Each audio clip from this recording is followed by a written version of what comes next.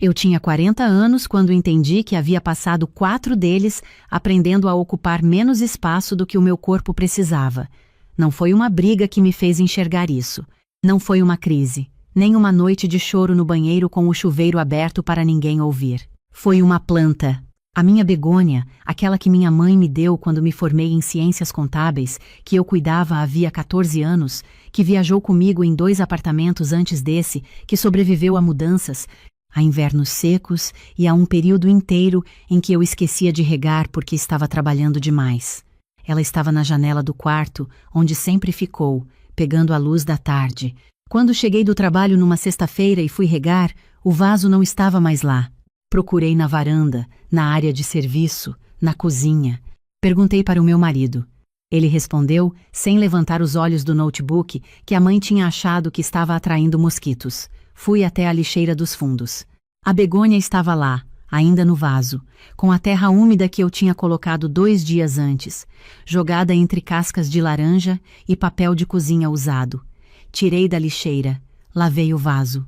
Coloquei de volta no meu quarto, na mesma janela. Não disse nada, só sorri. E foi esse sorriso que a minha sogra nunca soube interpretar, que o meu marido nunca entendeu direito, porque os 2 acharam que eu estava sendo compreensiva. Mas eu não estava sendo compreensiva coisa nenhuma. Eu estava terminando de calcular. Deixa eu te contar desde o início, porque essa história tem uma estrutura que só faz sentido quando você vê ela completa.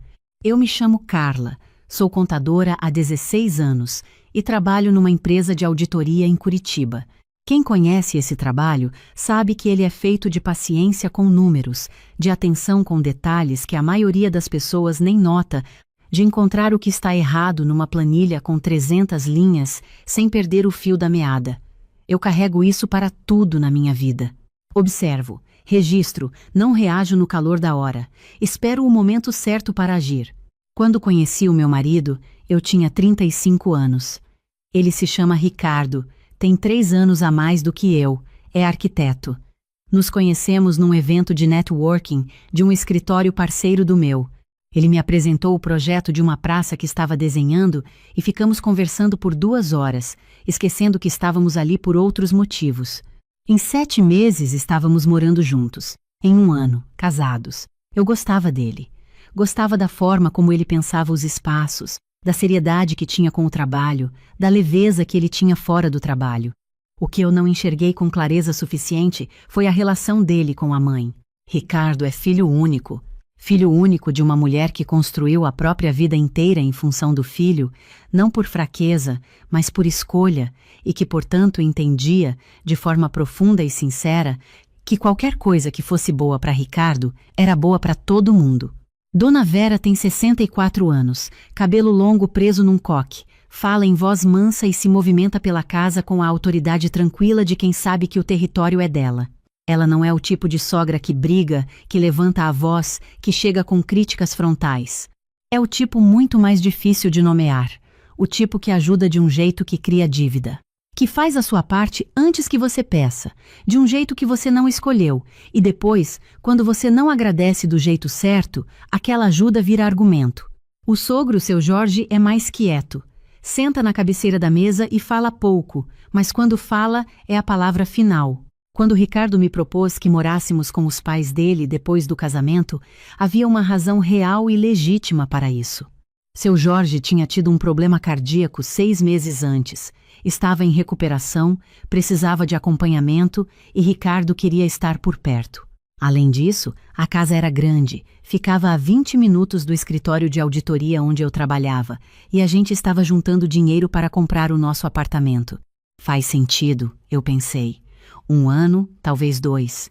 1 ano virou 2. 2 viraram 4.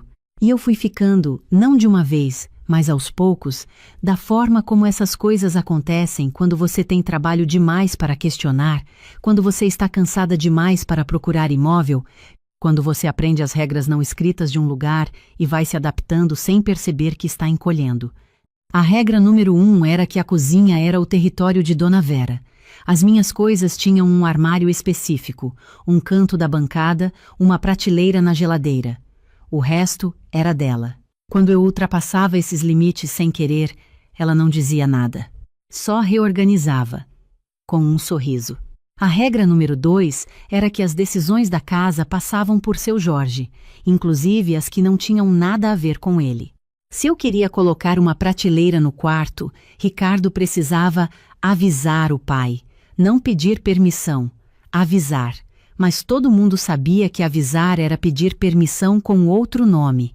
A regra número 3 era que Ricardo nunca contrariava nenhuma das duas primeiras quando os pais estavam no mesmo ambiente. Fora dali, a sós comigo, ele concordava que as coisas eram complicadas, que a gente precisava de espaço próprio, que um dia ia mudar. Mas quando estava na presença dos pais, ficava diferente. Menor não em tamanho, mas na forma de ocupar o espaço. A voz mais baixa, as opiniões mais escassas, o olhar desviando do meu quando havia qualquer tensão. No começo, tentei conversar. Não uma vez, várias. Tinha uma manhã que cheguei de uma viagem de trabalho, 3 dias em São Paulo para um processo de auditoria. Quando abri o guarda-roupa para guardar a mala, encontrei a minha prateleira reorganizada. Dona Vera tinha dobrado as minhas roupas de um jeito diferente, empilhado as minhas camisas de outro lado e colocado as dela ocupando parte do espaço que era meu, porque o guarda-roupa do outro quarto estava muito cheio. Falei para Ricardo naquela noite que precisávamos de um espaço que fosse só nosso. Ele disse que eu estava cansada da viagem e que a gente conversava quando eu descansasse. Esse depois nunca chegava de verdade. Tinha um sábado que eu passei a tarde fazendo brigadeiros para levar para o aniversário de uma colega. Fiz do zero, do jeito que aprendi com a minha avó, com chocolate em pó de qualidade e manteiga de verdade. Quando voltei do banheiro, encontrei Dona Vera com 3 brigadeiros numa tigelinha, dizendo que tinha provado para ver se estava bom, porque às vezes o doce fica muito enjoativo e é melhor saber antes de chegar lá. Ela disse que estava ótimo, com um sorriso genuíno, como se tivesse feito um favor. Eu sorri também. Não disse nada, levei os brigadeiros que sobraram. Tinha uma tarde que seu Jorge me chamou na sala e disse, com a voz calma de quem está sendo razoável, que eu não deveria receber ligações de trabalho em voz alta na área da casa que era comum, porque ele usava aquele espaço para descansar à tarde e o barulho atrapalhava. Eu tinha atendido uma chamada importante em conferência no corredor, não no quarto, porque o sinal lá dentro era ruim. Naquele dia fiz o que sempre fazia. Ouvi, concordei com a cabeça, fui para o quarto. E liguei para minha mãe. Minha mãe se chama Lúcia. Ela criou eu e minha irmã praticamente sozinha depois que meu pai teve um AVC quando eu tinha 12 anos e ficou com sequelas que limitaram o trabalho dele por anos. Ela era técnica de enfermagem, fazia dobras de plantão, guardava cada centavo com a disciplina de quem sabe que o dinheiro é a única coisa que ninguém pode tomar de você enquanto ele está guardado.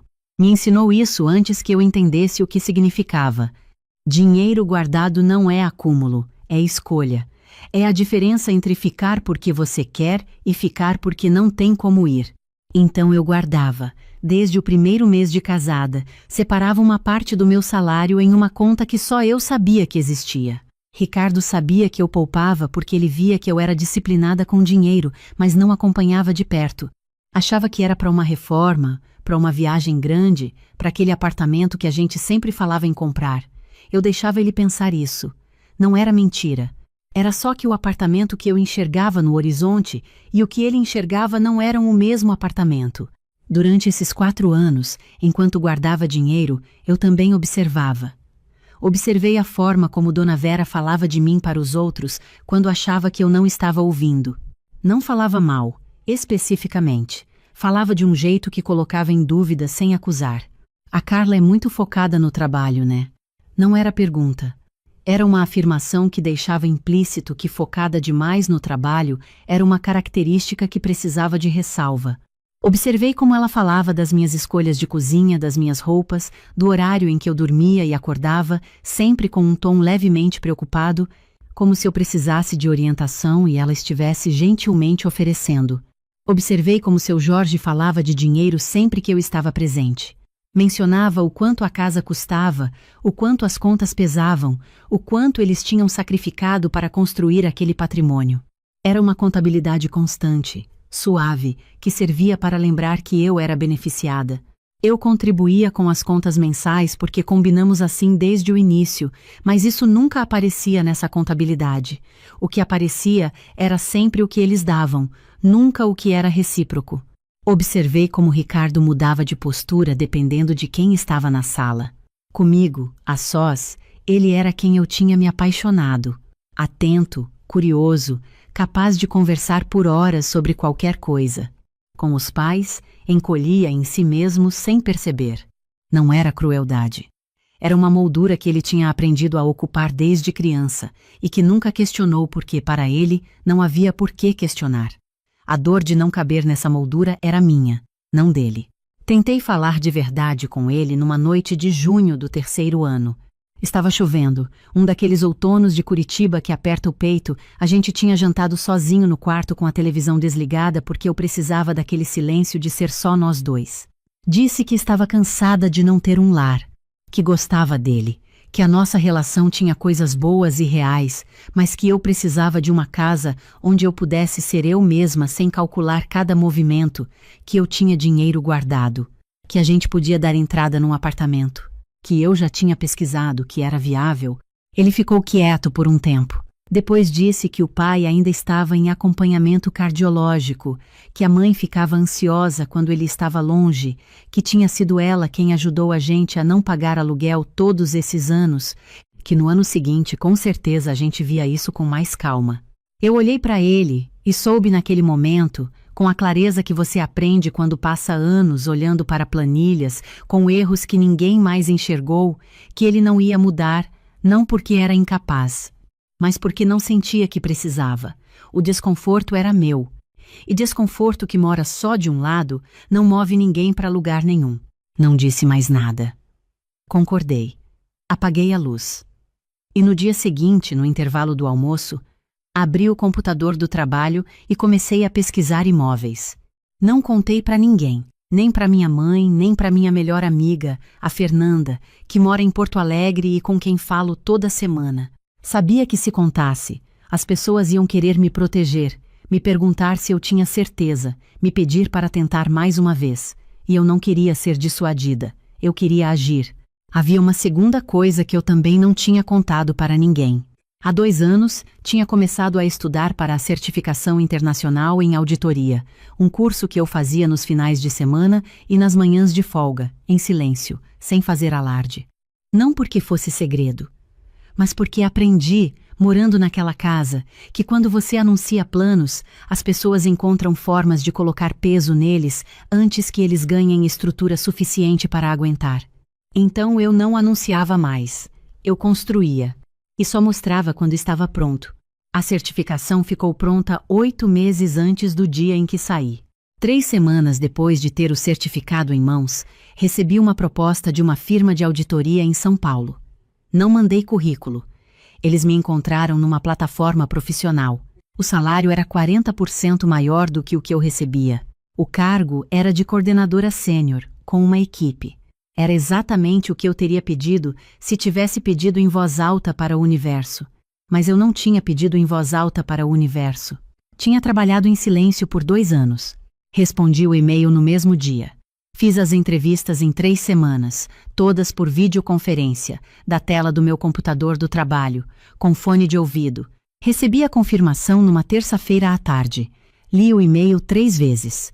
Fui ao banheiro, olhei para o espelho por uns 20 segundos. Não chorei, não sorri, só respirei fundo. Depois voltei para a mesa e terminei o relatório que eu estava fazendo. Naquela noite, cheguei em casa, jantei com todo mundo na mesa grande da sala como sempre. Ouvi Dona Vera falar sobre uma vizinha, ouvi seu Jorge falar sobre o noticiário. Respondi quando me perguntaram alguma coisa. Depois fui para o quarto. Sentei na beira da cama e fiquei olhando para a begônia na janela. Ela tinha crescido desde que eu a resgatei da lixeira. Tinha brotado 2 flores novas. Comecei a pesquisar apartamentos em São Paulo naquela mesma noite. Levei 6 semanas para encontrar o certo. Fazia visitas nos dias que viajava a trabalho, ou quando dizia que ia ao dentista, ao mercado, a um compromisso de trabalho que exigia presença. Não mentia. Só não completava a informação. O apartamento que escolhi ficava no bairro de Pinheiros, num prédio de fachada vermelha, com árvores na calçada e uma feira orgânica na rua toda quinta-feira de manhã. Quarto andar, com uma sacada que pegava o sol do início da tarde. 2 quartos, cozinha integrada à sala, banheiro com janela de ventilação real. Quando entrei pela primeira vez com a corretora e senti o cheiro de tinta nova e silêncio do apartamento vazio, tive a mesma sensação que eu não conseguia explicar em palavras, a sensação de querer chegar em casa.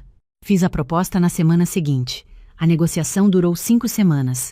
Cuidei de tudo pelo celular, nas pausas do trabalho, com a mesma atenção que dou para qualquer auditoria.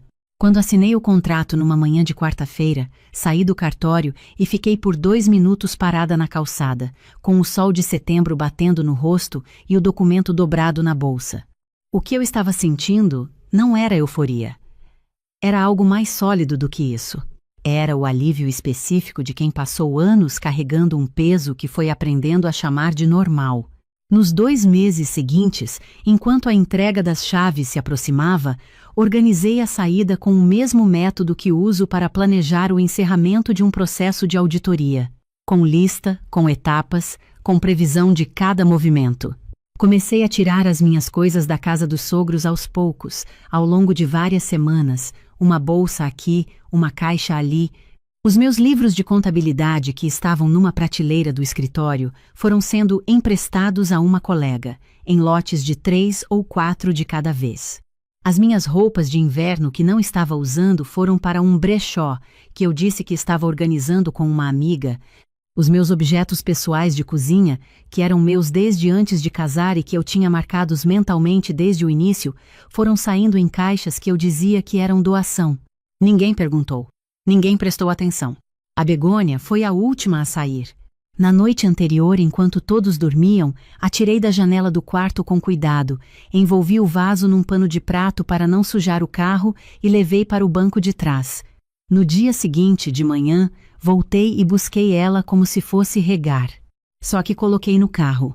Na semana em que as chaves ficaram prontas, aluguei um carro maior por um dia. Era uma segunda-feira. Ricardo tinha saído para uma reunião de projeto às 8 da manhã. Nos despedimos na porta com um abraço rápido, como qualquer manhã. Ele foi. Eu fiquei. Não havia muito para levar porque eu já tinha retirado o essencial. O que restava era o guarda-roupa, alguns objetos do banheiro, a minha cafeteira italiana que eu tinha comprado antes de casar e que ficava no armário porque Dona Vera preferia o filtro de papel dela, os meus talheres de inox que vinham da minha avó, as minhas toalhas, coisas que eram minhas por qualquer critério honesto. Dona Vera estava na sala quando comecei a carregar as primeiras caixas. Ela me olhou com uma expressão que eu nunca tinha visto nela, um misto de surpresa e de descontrole, como quem percebe que não sabia que havia uma variável que não estava calculando. Perguntou o que estava acontecendo. Eu disse com calma, com o mesmo tom que uso quando apresento um resultado de auditoria para um cliente que não vai gostar do que vai ouvir, que eu estava indo embora, que havia comprado um apartamento em São Paulo, que tinha recebido uma proposta de trabalho e aceitado, que as chaves estavam prontas e que eu me mudaria naquele dia. Ela ficou me olhando por alguns segundos sem falar. Depois disse que eu deveria ter conversado com a família antes de tomar uma decisão assim. Eu disse que havia tentado conversar várias vezes, ao longo de 4 anos, e que em todas essas vezes a resposta tinha sido alguma versão de mais um pouco, depois a gente vê. Ela disse que estava sendo precipitada. Eu disse que havia esperado 4 anos para tomar essa decisão, que precipitação não era a palavra que eu usaria. Seu Jorge entrou na sala quando ouviu a conversa. Ficou na entrada com os braços cruzados e aquela expressão que eu conhecia, a de quem está acostumado a ser a última palavra em qualquer conversa. Disse que eu não podia simplesmente pegar as coisas da casa assim. Eu disse, com o mesmo tom que uso quando preciso comunicar uma irregularidade sem transformar em conflito pessoal, que as coisas que eu estava levando eram minhas, que eu tinha documentação de quase tudo, que se houvesse qualquer dúvida sobre a divisão do que era de quem, eu tinha uma advogada que poderia esclarecer qualquer ponto. Eu não tinha advogada, mas tinha uma colega de trabalho que era casada com um advogado especialista em direito de família, que numa conversa de almoço me explicou com detalhes o que era meu por direito em qualquer cenário. Eu sabia exatamente onde estava pisando. Seu Jorge não disse mais nada. Ficou parado com os braços cruzados olhando enquanto eu e a moça que contratei para ajudar, uma mulher de nome Simone, de uns 30 anos, que trabalhava em silêncio e com eficiência sem fazer perguntas, carregávamos as caixas até o carro. Quando saí pela última vez, fechei a porta da frente com a minha chave. Coloquei a chave em cima do aparador do corredor, de onde atirava todo dia há 4 anos. Não olhei para trás. Só fechei a porta devagar. No carro, mandei uma mensagem para Ricardo. Disse que havia saído de casa, que tinha comprado um apartamento em São Paulo, que havia aceitado uma proposta de trabalho e que quando ele quisesse conversar com calma sobre tudo, eu estava disponível. Ele ligou 40 minutos depois. A voz estava diferente, mais tensa do que o normal, com o tom de quem recebeu uma notícia e ainda está tentando processar enquanto fala. Perguntou o que estava acontecendo. Eu contei tudo o que eu te contei aqui, com calma e na ordem certa. A proposta de trabalho, o apartamento, os 4 anos de tentativas de conversa que não levaram a lugar nenhum, a decisão de agir quando ficou claro que esperar não ia mudar nada. Ele disse que eu poderia ter falado antes. Eu disse que havia falado, várias vezes. Que ele havia escolhido, não de má fé, mas havia escolhido não ouvir o que eu estava dizendo porque ouvir teria exigido mudar alguma coisa que era confortável do jeito que estava. Fez um silêncio longo no telefone. Depois perguntou se eu queria separar. Eu disse que não sabia ainda. Que eu sabia que precisava daquele espaço para entender quem eu ainda era quando não estava me adaptando às regras de uma casa que nunca foi minha. Que quando eu soubesse o que eu queria para o nosso casamento, ele ia ser o primeiro a saber também. Ele não ligou de novo naquele dia. Cheguei ao apartamento de Pinheiros no começo da tarde. O sol entrava pela sacada e fazia um retângulo largo no piso de madeira. O apartamento cheirava a tinta e a ar limpo. Simone me ajudou a descarregar tudo e foi embora. Eu fiquei sozinha no meio da sala, sentada numa das caixas fechadas porque ainda não tinha cadeiras, olhando para o espaço. As paredes eram brancas. A sacada estava aberta. De lá dava para ouvir o barulho da rua, que em Pinheiros era diferente do barulho de Curitiba, mais denso, mais contínuo, uma cidade que não para de funcionar mesmo quando parece que vai parar. Mas dentro do apartamento estava quieto. Um silêncio que não era ausência de som, era ausência de tensão. Nenhuma televisão com volume alto na sala ao lado. Nenhuma conversa que eu precisava monitorar para saber se havia algum problema se formando que eu precisaria depois administrar. Nenhum olhar de Dona Vera que eu precisava interpretar para entender se havia feito algo errado sem saber. Só o apartamento. Só eu. Nos dias seguintes, montei o espaço com a calma de quem está construindo algo que vai durar. Comprei uma cama no segundo dia, uma mesa de trabalho no terceiro, 2 abajures, uma poltrona para um canto da sala que já tinha decidido que seria o canto de leitura. Fui ao mercado e enchi a geladeira com as coisas que eu gostava, sem pensar se alguém mais ia comer. Comprei café em grão porque eu gosto de moer na hora, e nunca fazia isso porque o barulho do moedor de manhã cedo incomodava seu Jorge. Coloquei o moedor em cima da bancada da cozinha onde eu quis, não onde sobrava espaço. Coloquei a begônia na sacada. Ela pegou o sol daquela primeira tarde como se soubesse que tinha chegado onde precisava chegar. Na primeira manhã em São Paulo, acordei às 5h50 sem despertador, como sempre fiz. Fiz o café, moí o grão com o moedor fazendo o barulho que faz, sem cronometrar para não incomodar ninguém. Fui para a sacada com a xícara nas mãos. A rua embaixo estava começando a acordar.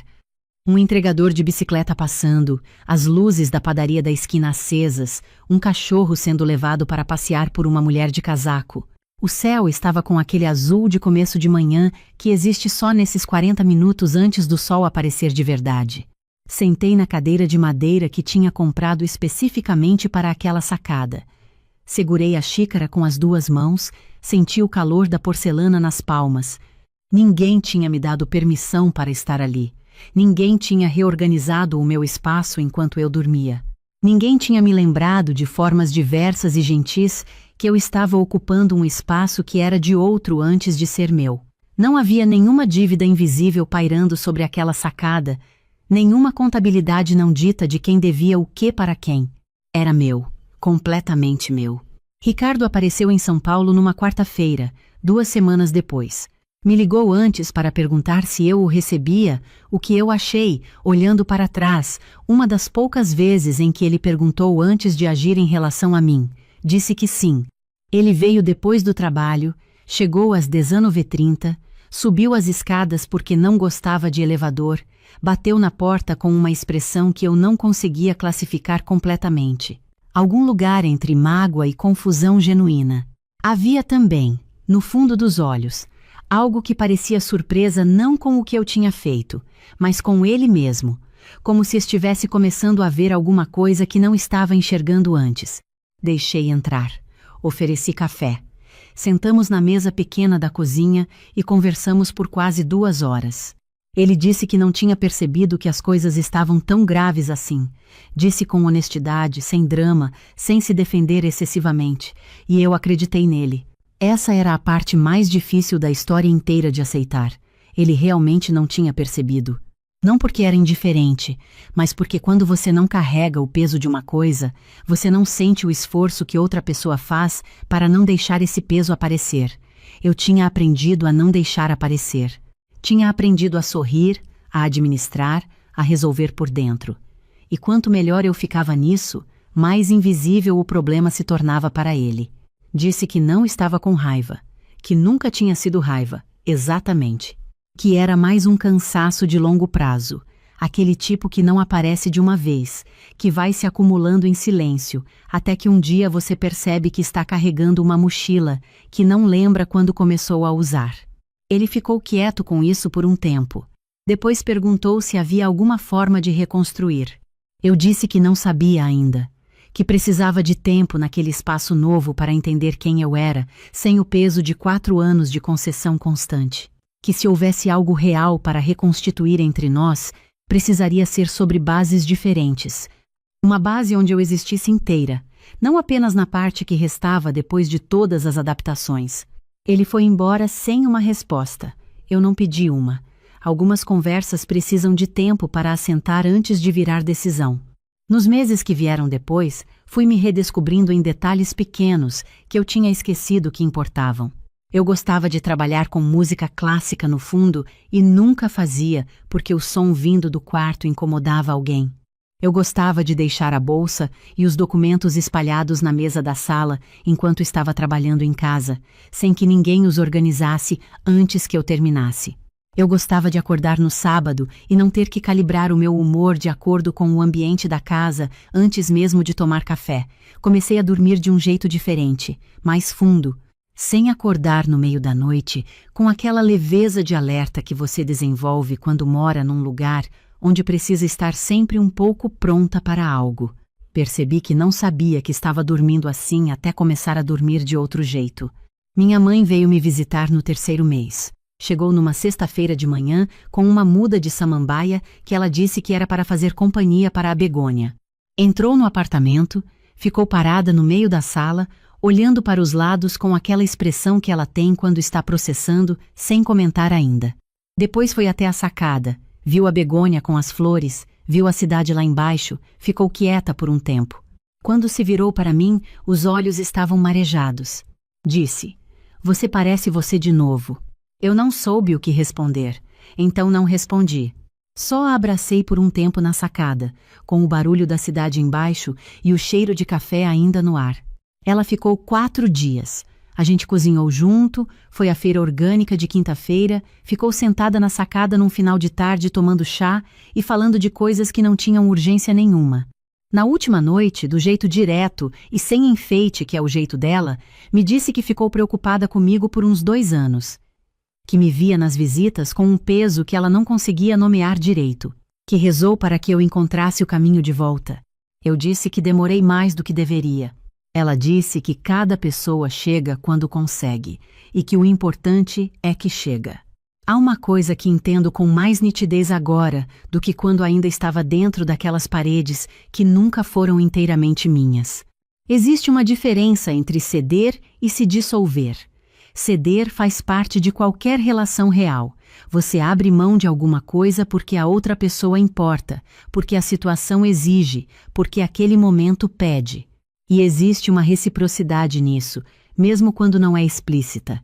A dissolução parece ceder por fora, mas por dentro é outra coisa.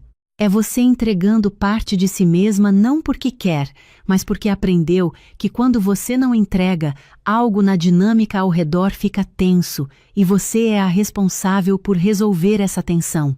É você ajustando o volume da própria voz para não incomodar. É você escolhendo onde coloca as suas coisas não por preferência, mas por estratégia. É você sorrindo quando o sorriso não é de alegria, mas de cálculo. Eu confundi as duas por 4 anos. Não por ingenuidade, por cansaço, por amor, por esperança de que quando as coisas ficassem mais fáceis, quando o seu Jorge melhorasse da saúde, quando a obra de Ricardo terminasse, quando o momento certo chegasse, alguma coisa mudaria sozinha, sem que eu precisasse ser a pessoa que trouxesse a mudança. Mas certas coisas não mudam sozinhas. Certas situações só se transformam quando você para de se adaptar a elas e cria as condições para que algo diferente seja possível. E criar essas condições, aprendi, não é uma decisão de um dia. É uma construção lenta, metódica, que acontece em silêncio enquanto a vida continua aparentemente igual por fora. A begônia jogada na lixeira foi a última vez que eu sorri daquele jeito. O sorriso de quem está terminando de calcular, não de quem está aceitando. Depois daquele dia, não precisei mais calcular. Só precisei agir no momento certo, com os recursos que eu mesma tinha construído, sem pedir permissão para ninguém. E o que ficou quando tudo se assentou não foi amargura. Não foi a satisfação de ter derrotado alguém. Foi algo mais silencioso e mais real do que isso. Foi poder moer café na minha cozinha às 6 da manhã com o som que o moedor faz. Foi poder deixar os documentos espalhados na mesa, sabendo que vão estar no mesmo lugar quando eu voltar. Foi poder colocar a minha planta na sacada sem que ninguém decida que ela não pertence ali. Às vezes, a liberdade não precisa ser grande para ser completa. Às vezes, ela cabe numa sacada com sol, numa xícara de café quente e no silêncio de um lugar onde as regras são suas. Eu tinha 40 anos quando encontrei o meu portfólio de faculdade dentro da última gaveta da mesa do meu marido no consultório. Não estava procurando por ele. Estava procurando uma nota fiscal de um fornecedor de material odontológico que o meu cunhado tinha pedido com urgência, como pedia tudo, com a urgência de quem acha que o mundo existe para resolver os problemas dele no tempo dele. Abri a gaveta de baixo, a que ninguém abre porque trava no meio do caminho e precisa de um puxão específico no canto direito para soltar, e lá estava ele, enrolado com um elástico que já tinha perdido a elasticidade, encostado no fundo da gaveta como algo que não tem dono e não tem destino. Era um portfólio de capa preta que eu tinha montado no último semestre da Faculdade de Design de Interiores em Curitiba, com 14 projetos que eu tinha desenhado à mão antes de qualquer software, antes de qualquer cliente real, antes de tudo. Minha mãe tinha pago a encadernação com o dinheiro que ela guardava num envelope dentro do guarda-roupa, porque naquela época, encadernar um portfólio em capa dura custava quase um salário mínimo, e ela disse que talento sem apresentação é segredo, e segredo não paga conta. Fiquei parada diante da gaveta aberta, com a nota fiscal na outra mão, a luz fria do consultório iluminando tudo com aquela imparcialidade que a luz fluorescente tem, e entendi naquele instante, com a clareza que vem depois de anos de acúmulo, que eu tinha me tornado o tipo de profissional que guarda o próprio talento na gaveta dos outros para não ocupar espaço. Mas essa história não começa na gaveta. Começa 8 anos antes, quando eu era uma mulher de 32 anos que acreditava que amor e projeto de vida eram a mesma coisa. Quando conheci meu marido, ele tinha 37 anos e era dentista. Trabalhava numa clínica em Belo Horizonte que o pai dele tinha fundado nos anos 90 e que o irmão mais velho administrava desde que o pai se aposentou. Me explicou na terceira vez que saímos juntos, com a tranquilidade de quem descreve um arranjo perfeitamente lógico, que era uma clínica familiar, que o irmão cuidava da gestão, que ele cuidava dos atendimentos, que a mãe passava lá 3 vezes por semana para supervisionar a parte financeira, porque tinha sido ela que segurou tudo quando o pai adoeceu. Me contou isso num restaurante japonês em Curitiba, onde ele estava para um congresso de implantodontia, e eu pensei, família unida, negócio sólido, homem que respeita a estrutura. Pensei em tudo, menos no que significava entrar numa estrutura que já estava montada, funcionando e fechada. Eu era designer de interiores formada pela UFPR, com 7 anos de experiência em escritórios de Curitiba. Tinha uma carteira de clientes que eu construí sozinha, projeto por projeto, indicação por indicação. Tinha um apartamento alugado na Batel com uma sacada, onde eu mantinha 6 vasos de tempero que usava para cozinhar e um quadro de cortiça onde eu pregava referências visuais que encontrava em revistas, em viagens, encaminhadas pelo centro histórico. Quando ele me pediu em casamento depois de 1 ano e 4 meses de namoro à distância e disse que a gente moraria em Belo Horizonte porque a clínica era lá, eu disse sim. Disse sim porque ele prometeu que me ajudaria a montar meu próprio estúdio de design assim que a gente se estabilizasse. 1 ano, ele disse. Talvez menos. Eu deveria ter pedido que ele escrevesse isso num contrato. Eu deveria ter entendido que quando alguém diz assim que a gente se estabilizar, o que está dizendo é quando eu decidir que é hora, e essa hora pode não chegar nunca. Desfiz meu aluguel em Curitiba. Encerrei os contratos com os clientes, embalei meus projetos e meus vasos de tempero e me mudei para Belo Horizonte em março, no meio do calor que quem é do sul nunca se acostuma completamente. Fomos morar num apartamento de 2 quartos na Savassi que pertencia à família dele. Tinha sido da avó, tinha passado para a mãe, e agora estava disponível para o casal com a condição implícita de que era uma gentileza, não um direito. O apartamento era bonito, bem localizado, com uma planta generosa para os padrões de BH. Mas tinha regras que eu fui descobrindo aos poucos, como quem lê um contrato que só aparece depois da assinatura. A decoração não podia mudar porque minha sogra tinha escolhido cada peça com a avó antes dela falecer, e mexer nisso era mexer na memória. Os móveis da sala eram intocáveis, a cor das paredes era aquele bege que minha sogra chamava de areia, e quando mencionei que gostaria de pintar a parede do quarto de um azul acinzentado que eu tinha visto num projeto em Milão, ela me olhou com aquela expressão que é um sorriso e uma negativa ao mesmo tempo, e disse que o apartamento era tombado pela família, que ela preferia manter a harmonia. Harmonia era a palavra que aparecia sempre, como se qualquer alteração que eu propusesse fosse uma ameaça à paz de algo que eu não tinha ajudado a construir. Nos primeiros meses, procurei trabalho em escritórios de design em BH. Mandei currículo para 6 escritórios, fiz entrevistas em 3, recebi uma proposta com um salário que era metade do que eu ganhava em Curitiba. Enquanto eu avaliava, meu cunhado apareceu num jantar de domingo com uma ideia que ele apresentou como se fosse um presente. A clínica precisava de uma reforma. A sala de espera estava datada. Os consultórios precisavam de atualização. O espaço não refletia o padrão dos serviços. E já que eu era designer, por que não aproveitar? Seria bom para o meu portfólio local, ele disse. Uma forma de me apresentar ao mercado de BH. Olhei para meu marido esperando alguma coisa, um complemento, uma ressalva, mas a Renata tem os planos dela. Ele sorriu e disse que era uma ótima ideia, que ninguém melhor do que eu para isso. A reforma levou 4 meses. Fiz o projeto completo, do layout à escolha de cada material, da iluminação à identidade visual da fachada. Acompanhei obra, negociei com fornecedores, resolvi problemas que apareciam às 6 da manhã com mensagens de pedreiro e às 11 da noite com mudanças de última hora. Quando ficou pronto, a clínica parecia outra.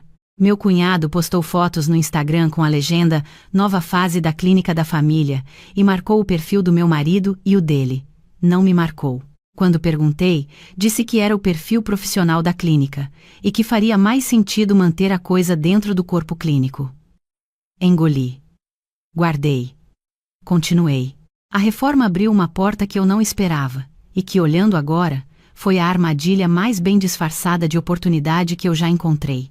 Meu cunhado viu que eu era eficiente, organizada e disponível, 3 qualidades que, quando combinadas numa mulher da família que não cobra, se tornam irresistíveis para quem administra um negócio com mentalidade de quem quer resultado sem investimento. Primeiro foi a gestão das redes sociais. Ele me pediu para criar posts, responder mensagens, montar um calendário de conteúdo. Depois veio o financeiro, as planilhas de controle, o fluxo de caixa, A conciliação bancária que a minha sogra fazia no caderninho e que eu migrei para um sistema digital em 2 semanas. Depois veio a agenda de pacientes, os relatórios mensais, o controle de estoque de materiais, a relação com o contador. Em 2 anos, eu era a pessoa que fazia a clínica funcionar sem que ninguém soubesse disso. Não tinha contrato, não tinha salário, não tinha título, não tinha mesa própria, trabalhava do computador de casa ou de um canto da recepção quando precisava estar presente. Meu cunhado me mandava mensagens a qualquer hora, com a naturalidade de quem não distingue entre funcionária e parente.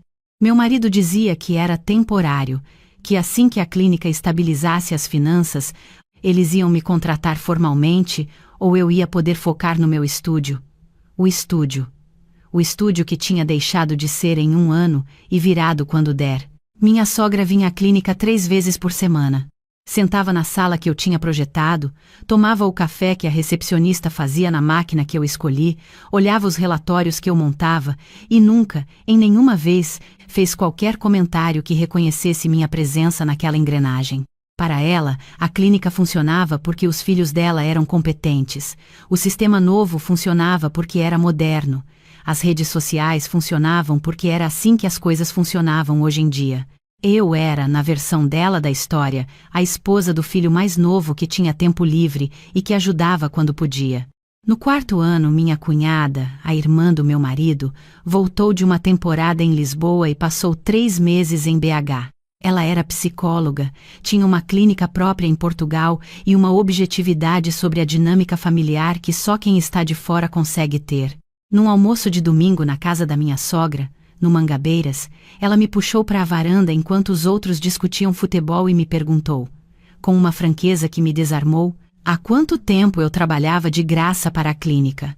Abri a boca para defender, para explicar, para dizer que era diferente, que era família. Ela me cortou com gentileza. Família contrata, Renata. Família paga. O que eles estão fazendo é explorar a sua boa vontade e chamar isso de parceria. Fiquei em silêncio por um tempo longo demais. Ela não insistiu. Voltamos para a mesa. Meu cunhado estava contando que a clínica tinha batido recorde de faturamento no trimestre. Minha sogra sorriu com orgulho. Meu marido levantou o copo. Eu olhei para o meu prato e continuei comendo. A cena que transformou tudo aconteceu 6 meses depois, na véspera de Natal. A família inteira estava reunida na casa da minha sogra, incluindo tios, primos, a vizinha do andar de cima que era praticamente da família. A mesa estava posta com a louça da avó, a toalha bordada, os copos de cristal que só saíam do armário em dezembro. Meu cunhado, que tinha bebido 2 taças de espumante a mais do que devia, estava contando para um primo sobre a expansão da clínica, os planos de abrir uma 2ª unidade, a estratégia de marketing digital que tinha triplicado o número de pacientes novos. O primo perguntou quem cuidava de toda essa parte administrativa. Meu cunhado sorriu. Apontou para o meu marido e disse que era trabalho de equipe, que a família toda colaborava. Depois olhou para mim, com aquele sorriso que é quase um tapinha nas costas, e disse, diante de 15 pessoas, com a naturalidade de quem faz um elogio: "E a Renata ajuda também, né? Ainda bem que ela se ocupa com as coisinhas da clínica. Assim ela tem uma ocupação, fica entretida, não fica parada em casa. Coisinhas. Entretida. Ocupação." Eu estava com o guardanapo no colo. Continuei com o guardanapo no colo. Olhei para meu cunhado, depois para meu marido, que estava mastigando uma fatia de Chester e olhando para um ponto entre o prato e a travessa, aquele ponto onde os homens fixam o olhar quando sabem que algo foi dito e que o silêncio é mais seguro do que qualquer reação. A mesa continuou funcionando como se aquelas palavras fossem normais, porque para eles eram. Minha sogra concordou com a cabeça. Meu marido não levantou os olhos. O primo fez um comentário genérico sobre como era bom quando a família trabalhava junta, e eu fui cortando o pedaço de tender no meu prato com uma precisão que eu não sabia que era capaz de ter, enquanto o mundo debaixo dos meus pés mudava de composição. Naquela noite, depois que todos foram embora e a cozinha ficou arrumada, fui para o quarto enquanto meu marido assistia televisão na sala. Sentei na cama, peguei o celular e abri o aplicativo do banco. Tinha um valor na conta de investimentos que eu mantinha separada desde que comecei a trabalhar aos 22 anos.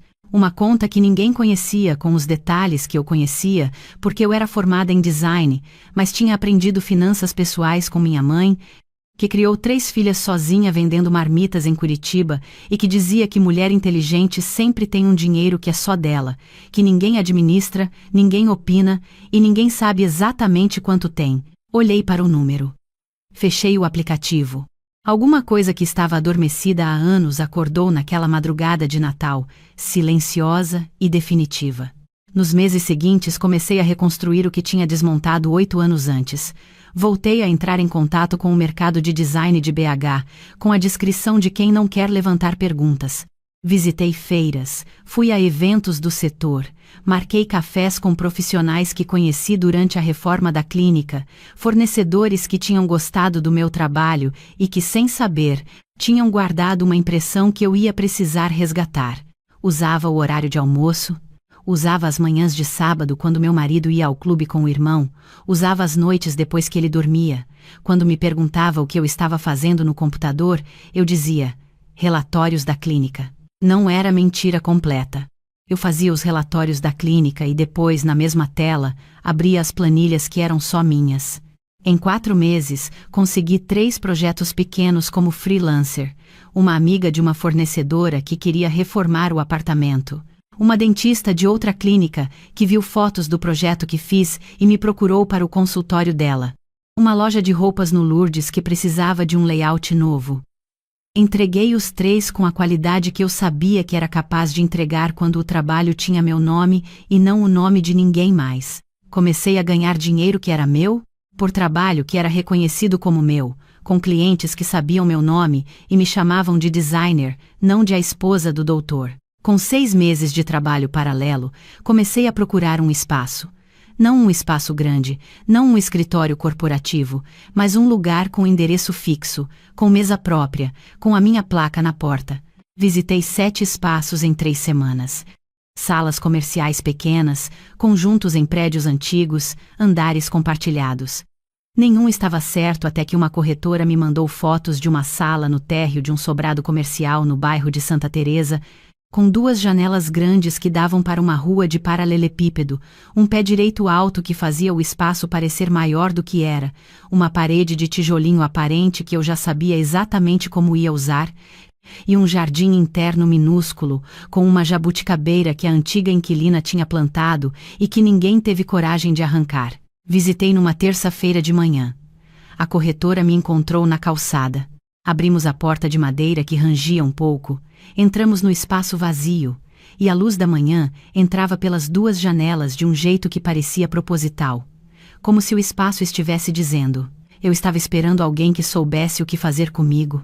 Andei devagar pelo ambiente, passei a mão na parede de tijolinho, fiquei parada diante da jabuticabeira por um tempo que a corretora teve a gentileza de não interromper. Perguntei o valor do aluguel. Perguntei sobre o contrato. Pedi 2 dias para pensar. Foram 2 semanas de análise financeira que eu fiz com a mesma disciplina que aplicava nos relatórios da clínica: projeção de receita, custos fixos, cenário pessimista, margem de segurança, reserva de 6 meses. Os números fecharam. Assinei o contrato numa sexta-feira, saí do escritório da imobiliária, entrei num café na esquina de Santa Teresa, pedi um pingado e um pão de queijo, e sentei na calçada olhando para a rua, com a consciência de que tinha um documento na bolsa que dizia que aquele espaço era meu. Não contei para ninguém. Contratei um pintor que trabalhava aos sábados. Fiz a reforma eu mesma. Escolhi cada detalhe com o cuidado de quem está projetando para o cliente mais importante que já teve, eu mesma. Levava materiais no porta-malas do carro durante a semana. Instalava prateleiras nas manhãs de domingo, enquanto meu marido achava que eu estava na academia. Comprei uma mesa de trabalho num antiquário da região, uma luminária de piso que encontrei num brechó, 2 cadeiras para clientes que mandei restaurar. Em 3 semanas, o estúdio estava pronto. Comecei a retirar minhas coisas do apartamento da família com método. Não de uma vez, que levantaria perguntas, mas por etapas. Primeiro os materiais profissionais, As amostras de tecido, os catálogos, os livros de referência que estavam numa estante no corredor. Depois os objetos pessoais que eu sabia que ninguém notaria a ausência, os livros que eram só meus, as fotos que eu mantinha numa caixa no armário, os documentos, a máquina de costura da minha mãe, que eu trouxe de Curitiba e que ficou 5 anos encostada porque não havia espaço para ela na decoração do apartamento tombado pela família. Levava uma sacola por vez, uma caixa por semana, com a paciência de quem sabe que pressa gera erro, e eu não podia me dar o luxo de errar naquele ponto. Foi durante esse período que ouvi a conversa que eu precisava ouvir para deixar de ter qualquer dúvida. Era um domingo à tarde. Tinha voltado mais cedo de uma visita à obra porque o pintor cancelou. Entrei pelo corredor e ouvi a voz da minha sogra na cozinha, falando ao telefone com a naturalidade de quem não espera ser ouvida. Não, ela não é má pessoa, estava dizendo. É esforçada, é educadinha, mas design, minha filha. Isso é hobby. Se não fosse o meu filho, ela não tinha nem onde morar nessa cidade. Eu falo para ele ter cuidado, porque mulher desocupada começa a inventar necessidade. Agora quer montar um escritório, imagina. Com que dinheiro? Com que cliente? Fiquei parada no corredor por um instante. Depois fui para o quarto. Fechei a porta sem barulho, sentei na beira da cama e respirei fundo. Não senti raiva. Senti aquele tipo de confirmação que vem quando uma suspeita antiga finalmente se transforma em fato, como receber o resultado de um exame que você já sabia o que ia mostrar. Desocupada. Hobby, sem onde morar. Aquela mulher nunca soube que eu era a razão pela qual a clínica dela funcionava. Nunca soube que os relatórios que ela lia eram meus, que o sistema que ela usava foi eu que implementei, que cada paciente novo que entrava pela porta tinha chegado ali por uma estratégia que eu desenhei nas madrugadas enquanto o filho dela dormia. E meu marido nunca contou. Em 8 anos ele nunca teve a iniciativa de dizer para a família o que eu fazia, porque reconhecer o meu trabalho seria admitir que ele e o irmão precisavam de alguém que não era do corpo clínico e que não recebia nada por isso. Naquela noite, pedi para conversar com meu marido depois do jantar. Fechei a porta do quarto, sentei na cadeira da escrivaninha, ele ficou de pé encostado na cômoda de madeira escura que não era minha. Contei o que tinha ouvido. Contei com calma, sem elevar a voz, com a precisão de quem escolheu cada palavra antes de dizê-la. Perguntei o que ele pensava sobre o que a mãe dele tinha dito. Ele passou a mão no rosto. Fez aquela pausa que eu já conhecia de cor, a pausa de quem está calculando qual resposta gera menos problema. Disse que a mãe era de outra geração, que não entendia, que não era pessoal. Perguntei se ele sabia que eu trabalhava para a clínica há 8 anos sem receber nenhum centavo. Ele disse que sabia. Que era uma situação que ia se resolver. Perguntei quando. Perguntei em que reunião familiar ele tinha dito que eu era responsável pelo financeiro, pelo marketing, pela gestão que tinha triplicado o faturamento. O silêncio durou 3 segundos a mais do que qualquer resposta aceitável, e esses 3 segundos foram a resposta. Continuei a rotina por mais 3 semanas. Acordava, ia para a clínica, fazia o que precisava ser feito, voltava, jantava, dormia. Por fora, nada mudou. Por dentro eu estava transferindo cada arquivo, cada planilha, cada senha, cada processo para um registro pessoal que ficava guardado no meu estúdio de Santa Teresa. Não era sabotagem, era proteção. Tudo o que eu tinha construído para a clínica estava na minha cabeça e no meu computador. E eu ia embora levando o que era meu, que era o conhecimento, a competência e 8 anos de trabalho que ninguém nunca pagou. Na última semana, fui até a clínica no meu horário habitual, uma segunda-feira de manhã. O consultório estava funcionando normalmente, a recepcionista atendendo, os pacientes na sala de espera que eu projetei. Entrei na sala administrativa, abri o computador e, ao invés de começar os relatórios do dia, abri um documento novo e escrevi uma carta de desligamento. Profissional, objetiva, sem sentimento. Informava que a partir daquela data eu não prestaria mais nenhum serviço à clínica, que todas as senhas e acessos estavam documentados numa pasta que eu deixaria na mesa e que qualquer continuidade do trabalho administrativo deveria ser feita por um profissional contratado e remunerado adequadamente. Imprimi a carta, Coloquei na pasta junto com um manual de procedimentos que eu passei 2 semanas escrevendo, com cada processo documentado, cada login, cada rotina, cada contato de fornecedor. Era o tipo de documento que um consultor cobraria milhares de reais para produzir. Eu estava entregando de graça, pela última vez, porque minha mãe me ensinou que a gente sai dos lugares melhor do que encontrou, mesmo quando os lugares não mereciam. Coloquei a pasta sobre a mesa. Peguei minha bolsa, meu computador pessoal, a caneca que eu tinha trazido de Curitiba e que ficava do lado do monitor há 8 anos. Olhei ao redor da sala uma última vez, as paredes que eu pintei, os móveis que eu escolhi, o sistema que eu montei. Tudo continuava ali, mas eu não continuava mais. Saí pela recepção. A recepcionista me olhou com estranheza, porque eu nunca saía naquele horário. Dei um sorriso breve e passei pela porta de vidro que eu mesma desenhei, com o logo que eu mesma criei, para a calçada de uma rua onde eu não precisava mais voltar. Meu cunhado me ligou 2 horas depois. Eu estava no meu estúdio em Santa Teresa, montando a mesa de trabalho no lugar definitivo, quando vi o nome dele na tela. Atendi. A voz dele tinha um tom que eu nunca tinha ouvido, algo entre confusão e o início de pânico. Perguntou o que era aquela carta, se eu estava brincando, se tinha acontecido alguma coisa. Disse que a agenda do mês todo estava no sistema e que ninguém sabia a senha do novo módulo. Disse que o fornecedor de material tinha mandado uma cobrança que ele não sabia a que se referia. Disse que o Instagram da clínica estava travado e que uma paciente tinha mandado mensagem reclamando da falta de resposta. Escutei tudo em silêncio. Quando ele terminou, disse com a voz mais tranquila que eu já usei na vida: tudo está documentado na pasta que eu deixei na mesa. Vocês vão precisar contratar alguém para assumir. Posso indicar alguns profissionais se quiserem. A minha hora de consultoria está no meu site. O silêncio do outro lado durou o suficiente para eu ouvir a moeda caindo, aquela moeda que demora anos para cair em algumas pessoas. Meu marido me ligou 40 minutos depois. A voz oscilando entre a preocupação ensaiada e a confusão real de quem acorda dentro de uma situação que existia há meses sem que ele tivesse percebido. Perguntou onde eu estava. Disse que precisava entender o que estava acontecendo. Disse que a mãe dele tinha ligado em pânico perguntando quem ia fazer o fechamento do mês. Estou no meu estúdio, eu disse. Que estúdio? O meu estúdio de design. Santa Teresa, Rua do Paralelepípedo, sala com 2 janelas e uma jabuticabeira. Contrato no meu nome há 3 meses, 3 clientes assinados, CNPJ registrado, silêncio. Depois a pergunta que eu sabia que viria, porque era a única pergunta que ele sabia fazer quando perdia o controle de uma situação. Como você tinha dinheiro para isso?